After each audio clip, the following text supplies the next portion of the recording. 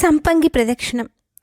నడిమి పడి కావలి వెండివాకలి గోపురం యొక్క ప్రాకారానికి బయట మహాద్వార గోపుర ప్రాకారానికి మధ్యన గల సుమారు 30 అడుగుల వెడల్పున్న ప్రదక్షిణ మార్గాన్ని సంపంగి ప్రదక్షిణం అంటారు. ఆలయం లోపల మనం ప్రవేశించిన వెంటనే ఉండే మొదటి ప్రదక్షిణ మార్గమే ఈ సంపంగి ప్రదక్షిణ మార్గం. అయితే ఆలయం వెలుపల ఉన్న మహాప్రదక్షిణ మార్గాన్ని ఆలయ ఆగమశాస్త్రం పరిగణనకు తీసుకోదు. అందువల్ల మనం చూస్తూ ఉన్న సంపంగి ప్రదక్షిణ మార్గమే మొదటిది. పూర్వం ఈ ప్రదక్షిణ మార్గంలో స్వామివారి పూజకు ఉపయోగపడే సంపంగి చెంపక పూల వృక్షాలు దండిగా ఉండినాయట. అందువల్లే దీనికి చెంపకావరణమని, చెంపక ప్రదక్షిణమని, సంపంగి ప్రదక్షిణమని, సంపంగి ప్రదక్షిణమని పేర్లు ప్రసిద్ధిగా ఏర్పడినాయి. నీడ తరగని చింత చెట్టు.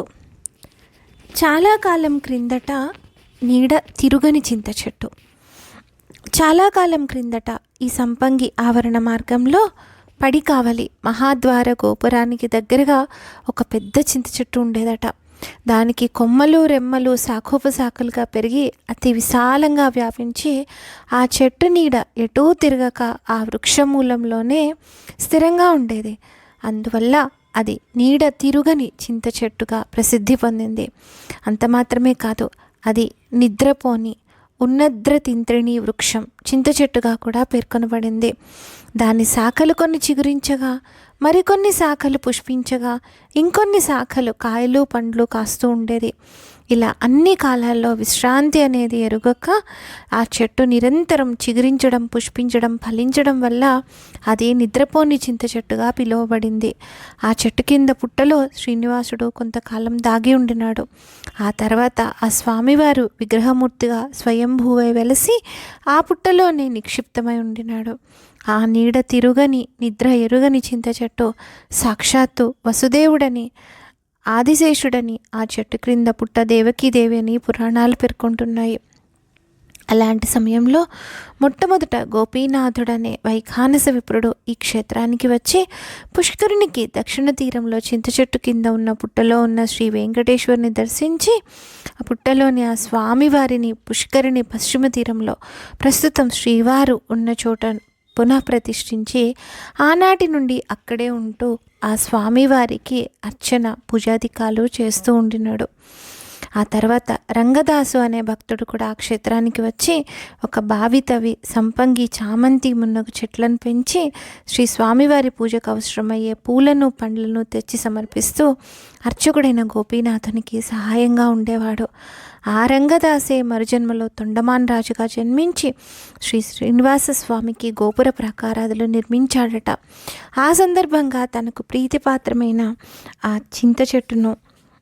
చింత చెట్టుకు కొద్ది దూరంలోనే నైరుతి మూలలో ఉంటూ లక్ష్మీదేవికి ఆవాస స్థానమై అత్యంత ప్రియమై ఎల్లప్పుడూ పుష్పిస్తూ ఉన్న చెంపక వృక్షాన్ని మాత్రం రక్షించి ఇక మిగిలిన చెట్లను తొలగించి ఆలయ ప్రాకారాదులను నిర్మించవలసిందన్న శ్రీ వెంకటేశ్వరుని ఆదేశాన్ని తొండమానుడు నిర్వర్తించాడని వెంకటాచల మహత్యం అనే గ్రంథం తెలుపుతూ ఉన్నది. శ్రీ వెంకటేశ్వరుని కంటే ప్రాచీనమై వెలుగొందిన ఈ నీడ తిరుగని చింత చెట్టు, చెంపక వృక్షాలు నేడు కానరావు. కానీ ఇటీవల కాలంలో అంటే భగవద్ రామానుజులు 11వ శతాబ్దంలో కూడా ఈ చింత చెట్టును దర్శించినట్టుగా తిరుగని చింతలు దెరలించు నీడ తిరుగని చింతకెంతే భక్తి మొక్కినట్లుగా పరమయోగి విలాసం చిన్నన్న అనే గ్రంథంలో రాయబడింది. అంతేకాదు ఈ చెట్లను దర్శించి శ్రీరామానుజులు వాటికి నిత్యము పూజాధికములు నిర్వహించే ఏర్పాట్లను కూడా కావించినట్టు శ్రీ వెంకటాచల మహత్య ఇతిహాసమాల అనే గ్రంథం పేర్కొంటుంది.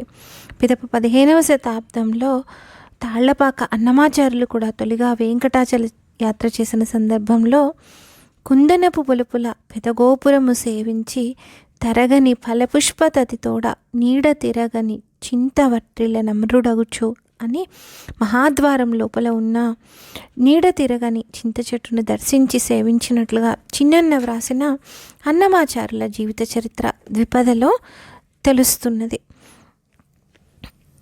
పూర్వం ఈ సంపంగి ప్రదక్షిణ ఆవరణంలో నుండే నేరుగా పుష్కరిణికి వెళ్ళడానికి వీలుగా ఉండేదని, అంటే ఆలయ మహాప్రాకారం కూడా ఉండేది కాదని తెలుస్తున్నది. తర్వాతి కాలంలో ఆ మహాప్రాకారానికి ఆనుకొని లోపల ఉన్న చుట్టూరా సంపంగి ప్రదక్షిణ మార్గంలో సుమారు 18 అడుగుల వెడల్పుతో ఉన్న మండపాలు ఇంకా ఇతర నిర్మాణాలు చోటు చేసుకున్నాయి. ప్రస్తుతం ఈ ఆవరణ మార్గంలో కళ్యాణ మండపంలో తప్ప మిగిలిన చోట్ల యాత్రికులకు ప్రవేశం లేదు. అయినా వాటిని కూడా వివరించడం జరుగుతున్నది. ఈ సంపంగి ప్రదక్షిణ మార్గంలో దక్షిణం వైపున కళ్యాణ మండపం ఉంది. పడమటి దిక్కున ఉన్న మండపాలు చక్కెర, శనగపప్పు, శనగపిండి, బెల్లం వగైరా వాటిని నిల్వ చేయడానికి వినియోగపడే గదులుగా వింగడింపబడి ఉన్నాయి. ఈ మార్గంలోనే వాయువ్య మూలకు ప్రసాదం తయారీలోనూ స్వామివారి సేవలలోనూ వినియోగించే కర్పూరం, చందనం, జీడిపప్పు, ద్రాక్ష, నెయ్యి మున్నగు వస్తువులను పంపిణీ చేసే ఉగ్రాణం అనబడే కొట్టిడి ఉన్నది. ఈ ఉగ్రాణానికి ముందు భాగాన విరజా నది అనే తీర్థం ఉంది. సంపంగి ప్రదక్షిణ మార్గంలో ఉత్తరం వైపున పడిపోటు అనబడే వంటశాల ఉంది. ఈ పడిపోటు వద్ద ఉండే బావిని పోటు బావి అంటారు. ఈ వంటశాలలో వంటలకు ఈ బావి నీళ్ళనే ఉపయోగిస్తారు. పడిపోటుకు పక్కన తూర్పున యమునాతురై అని పిలువబడే పూలార ఉంది. దాన్ని ఆనుకొని తూర్పు దిక్కున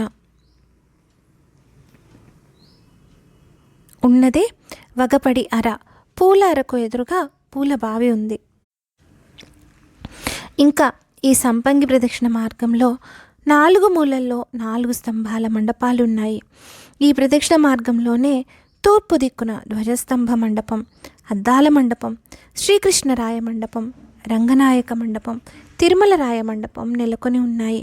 వీటిల్లో కృష్ణరాయ మండపం, అద్దాల మండపం, రంగనాయక మండపం, తిరుమల రాయ మండపం వీటి గురించి ఇందాకనే మనం తెలుసుకున్నాం కదా. ఇక మిగిలిన వాటి గురించి ఇప్పుడు పరిశీలిద్దాం. 4 కాళ్ల మండపాలు. తిరుమల రాయ మండపానికి పడమరగా సంపంగి ప్రదక్షిణంలో ఆగ్నేయమూలకు ఉన్న ఈ 4 కాళ్ల మండపాన్ని చూడండి.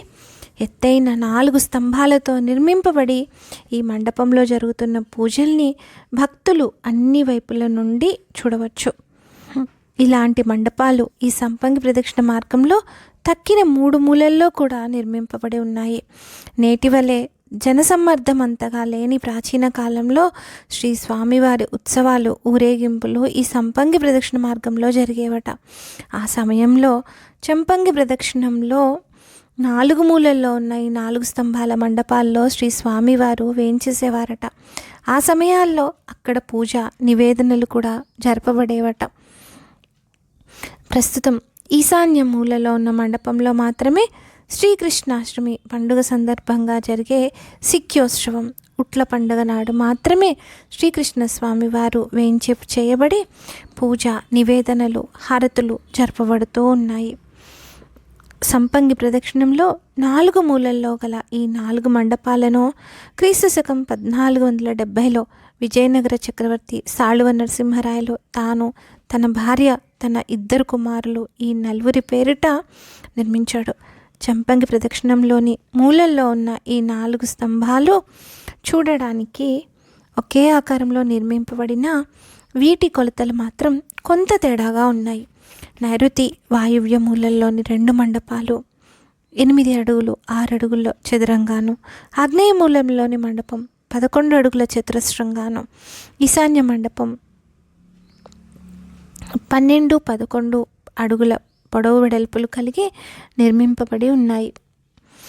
ఒకానొకప్పుడు ఈ ప్రదక్షిణ మార్గంలో వైభవోపేతంగా, అంగరంగ వైభవంగా శ్రీనివాస ప్రభువు ఊరేగుతూ 4 మూలల్లో కొలువు తీరుతూ ఆరగింపులతో పాటు ఆరతులు అందుకుంటూ భక్తులను అనుగ్రహించడానికి వీలుగా సాళువ నరసింహరాయలు నిర్మించిన ఈ 4 మండపాలను, అవి చాటుతూ ఉన్న నరసింహరాయల భక్తి తత్పరతను, శ్రీ వెంకటేశ్వరుని కొండంత దయను కొనియాడుతూ ముందుకు నడుద్దాం.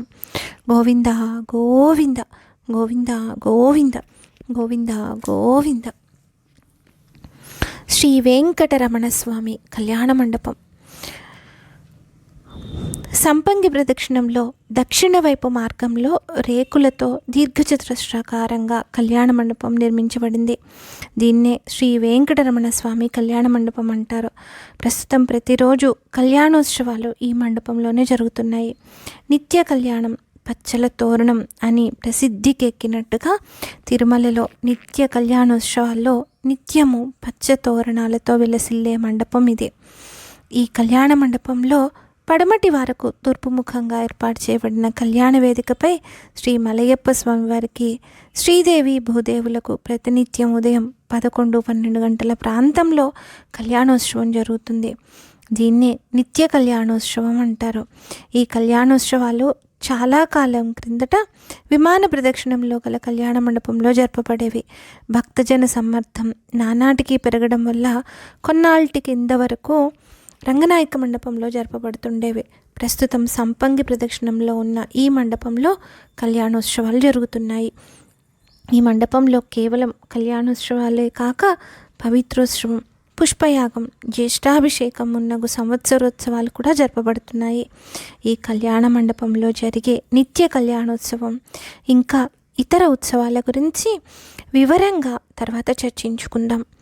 అదిగో కళ్యాణ వేదికపై ఉభయ నాంచారులతో కూడి ఉన్న నిత్య కళ్యాణ చక్రవర్తి శ్రీనివాస ప్రభు కన్నులారా దర్శించండి. కళ్యాణ వేదికపై దర్శనమిస్తున్న ఈ నిత్య నూతన వధూవరులకు మనసారా చేతులెత్తి నమస్కరించుదాం. శ్రీమద్ ఇందిరారమణ గోవింద గోవింద. ఉగ్రాణం. ఉగ్రాణం అనగా కొట్టిడి లేదా గిడ్డంగి. సంపంగి ప్రదక్షిణ మార్గంలో పడమటి దిక్కున ఉన్న మండపాలు అన్నీ గిడ్డంగులుగా ఉపయోగపడుతూ ఉన్నాయి.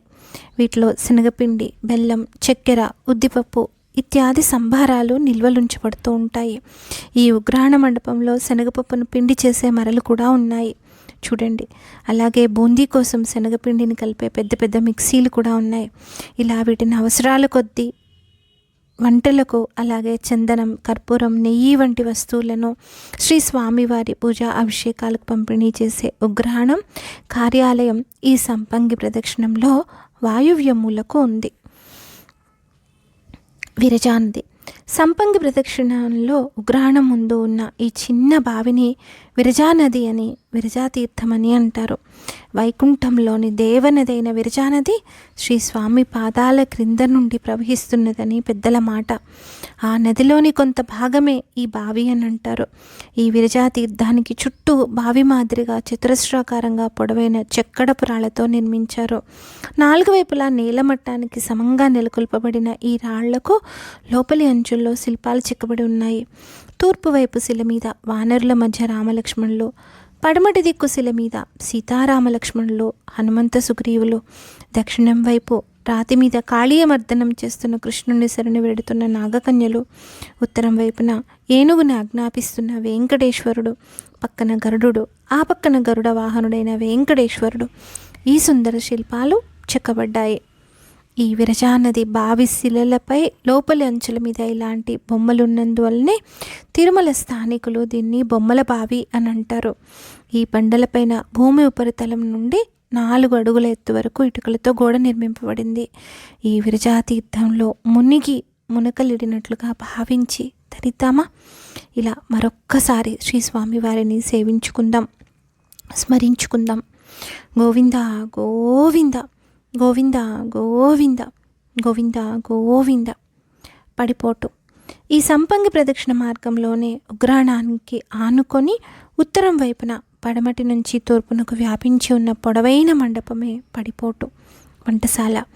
ఈ వంటశాలలో శ్రీ స్వామివారికి నివేదించబడే లడ్డు, వడ, అప్పం, దోశ, పోళి, సుఖియా, జిలేబీ, తేన్తొళ, మురుకు మొదలైన పిండి వంటలు భారీ ఎత్తున తయారు చేయబడతాయి. ఈ పడిపోటులో ఆగ్నేయ మూలన గల చిన్న మండపంలో పోటు తాయార్ అనే అమ్మవారి విగ్రహం తూర్పు ముఖంగా వేంచేసి ఉంది. ఈ పోటు దగ్గర వంటలకు ఉపయోగపడే నిర్మల జలాలు గల బావి ఉన్నది చూసారా? దీన్నే పోటు బావి అంటారు. ఈ పోటు మంటపానికి ఆనుకొని తూర్పున ఉన్నదే పూలార.